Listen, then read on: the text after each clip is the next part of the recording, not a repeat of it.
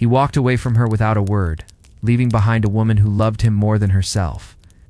She never understood why he built walls so high that even love could not climb them. This is the secret psychology of men who avoid relationships, and what lies beneath may shock you. Before we dive in, what time are you listening? Where are you from? Drop a comment below and tell me. And please like and subscribe for more videos like this. Marcus sat alone in his apartment, staring at the 17 missed calls on his phone. Each one was from Sarah, the woman who had spent 3 years trying to break through his defenses. But Marcus did not call back. He never did when someone got too close. His apartment was cold, not because of the temperature, but because of the emptiness that filled every corner. There were no photographs on the walls, no personal items that told a story of connection. Marcus had designed his life this way, carefully constructing a world where no one could truly enter.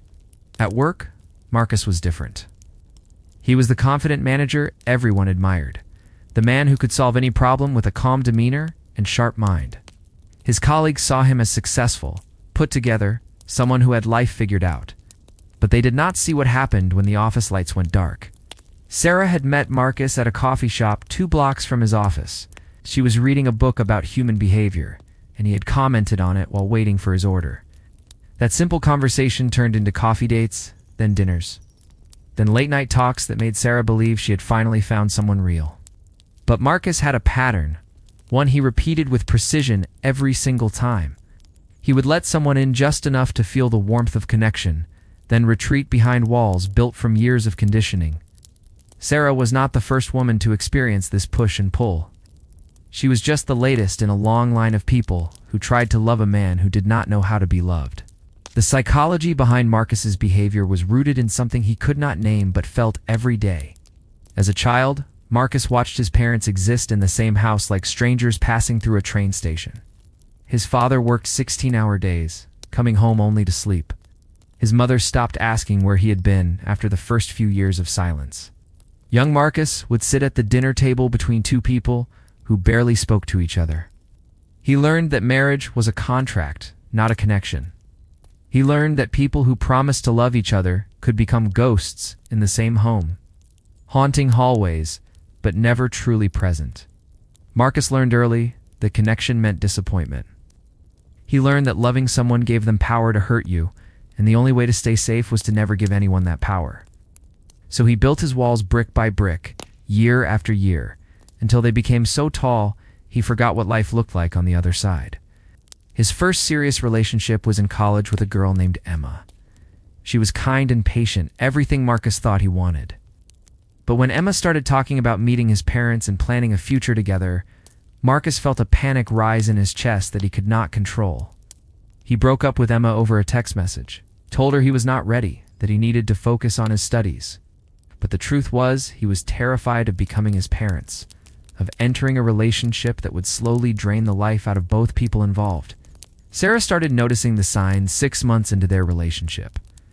Marcus would disappear for days without explanation, then return acting as if nothing had happened. He never spoke about his feelings, never shared his fears or dreams. When Sarah tried to have deeper conversations, Marcus would change the subject or create an argument to push her away. She thought if she loved him harder, if she was patient enough, he would finally open up. Sarah read articles about emotional unavailability, watched videos about helping someone overcome their fears. She believed love could heal anything if you just gave it enough time and effort. But Marcus was not playing hard to get. He was genuinely terrified of intimacy, of being seen, of being vulnerable.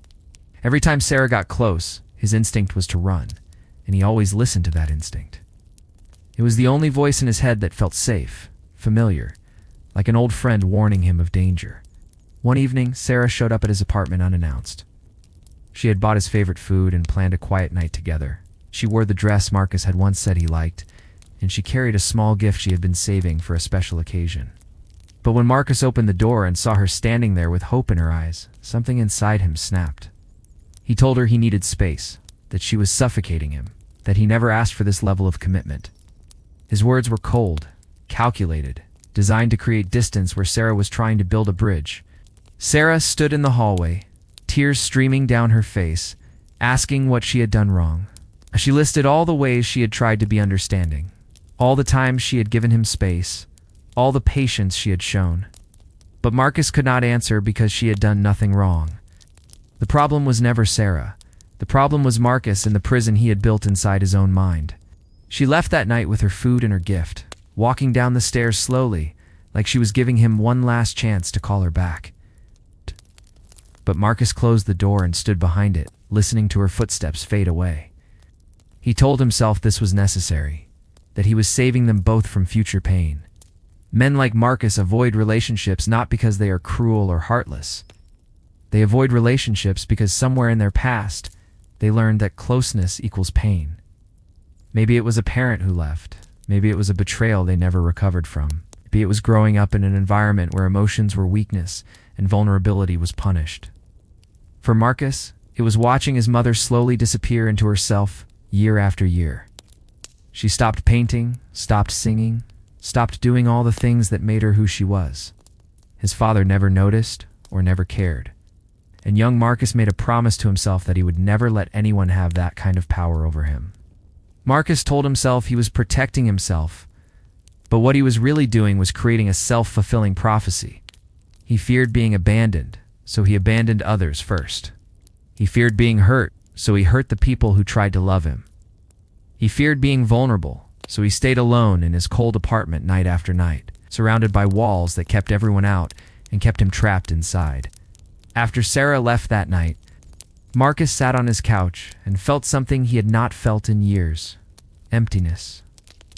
Not the comfortable emptiness he had grown used to, but a hollow ache that made him realize what he had been doing all along. He picked up his phone and looked at Sarah's contact, his finger hovering over the call button. But he did not call, because calling meant admitting he was wrong. Calling meant being vulnerable. Calling meant risking the very thing he had spent his entire life trying to avoid. So Marcus put his phone down and turned on the television, drowning out the silence with noise that meant nothing. Weeks turned into months, and Marcus continued his pattern. He met someone new at a work conference, a woman named Claire, who found his mysterious nature intriguing. She was a marketing director from another company, confident and independent. Exactly the type Marcus usually pursued because he thought independence meant they would not need too much from him. They started seeing each other, and Marcus played the same role he always played. Charming at first, distant later, gone eventually. Claire noticed his patterns faster than Sarah had. She had been through enough relationships to recognize emotional unavailability when she saw it. Claire asked him one night why he never talked about his feelings. Marcus told her feelings were complicated, that he preferred to live in the moment. But the truth was, Marcus did not know how to access his feelings anymore. He had buried them so deep, built so many walls around them that even he could not find them when he went looking. Claire gave him an ultimatum 3 months into their relationship. Either he opened up and let her in, or they were done. She was not going to waste her time on someone who refused to meet her halfway. Marcus felt the familiar panic rise, the same sensation he felt every time someone asked him to be real. He chose to walk away, told Claire she deserved someone better, someone who could give her what she needed. Claire looked at him with a mixture of pity and frustration. She told him he was going to end up alone, and that loneliness was a choice he kept making over and over. Her words haunted Marcus for weeks. He had heard variations of the same message from Emma, from Sarah, from every woman who had tried to build something real with him. But this time, Claire's words stuck differently. Maybe because she did not cry or beg, she simply stated a fact and walked away, leaving Marcus to face the truth he had been avoiding. The turning point came on a random Tuesday afternoon. Marcus was walking past that same coffee shop where he had met Sarah, and through the window, he saw her. She was sitting with someone new, laughing in a way she used to laugh with him. But this time was different.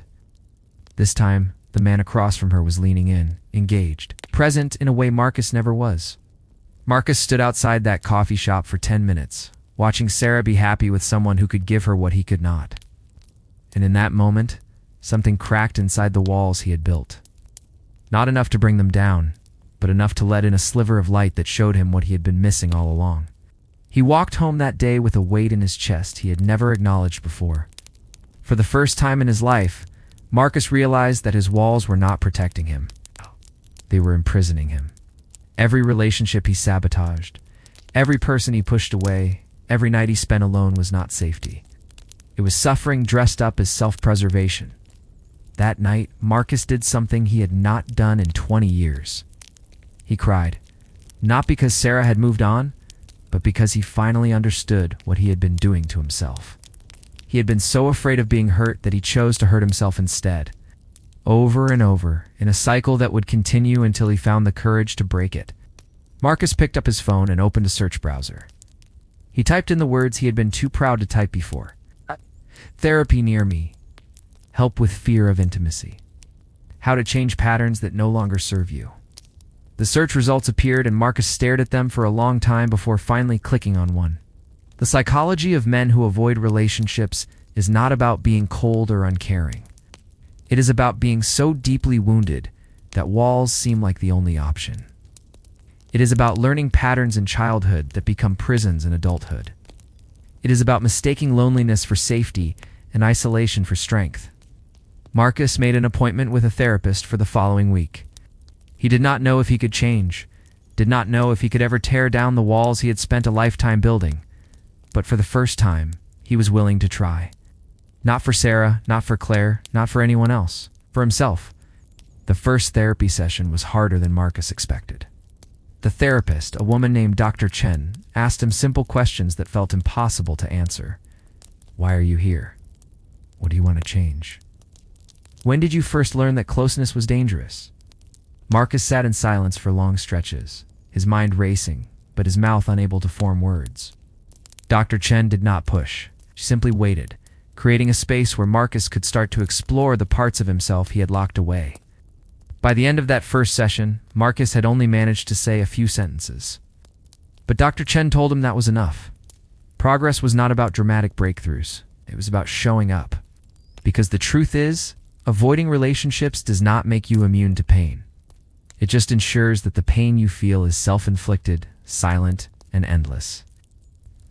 Marcus had spent 42 years running from connection, and all it had brought him was an empty apartment, a cold bed, and a life that looked successful on the outside, but felt hollow on the inside. Marcus did not become a different person overnight. Change does not work that way. But he started showing up to therapy, started learning about attachment styles and defense mechanisms, and the ways childhood experiences shape adult behavior. He started recognizing his patterns instead of repeating them blindly. The secret psychology of men who avoid relationships is simple, yet devastating. They are not running from others. They're running from themselves, from parts of themselves they do not want to face, from fears they have never named, from wounds they have never allowed to heal. And until they stop running, until they turn around and face what they have been avoiding, they will remain trapped in a cycle of their own creation. Months later, Marcus saw Sarah one more time. They crossed paths on the street, and for a moment, their eyes met. Sarah smiled at him, a gentle smile that held no anger or resentment. Marcus smiled back, and in that brief exchange, something passed between them. Forgiveness, maybe, or understanding, or simply acknowledgement of what was and what could never be. Marcus walked away from that encounter, feeling something he had not felt before. Peace. Not because he had gotten Sarah back, but because he had finally started the journey of getting himself back. The walls were still there, but they were lower now, with doors he was learning to open. So if you like this video, please like and subscribe for more videos like this.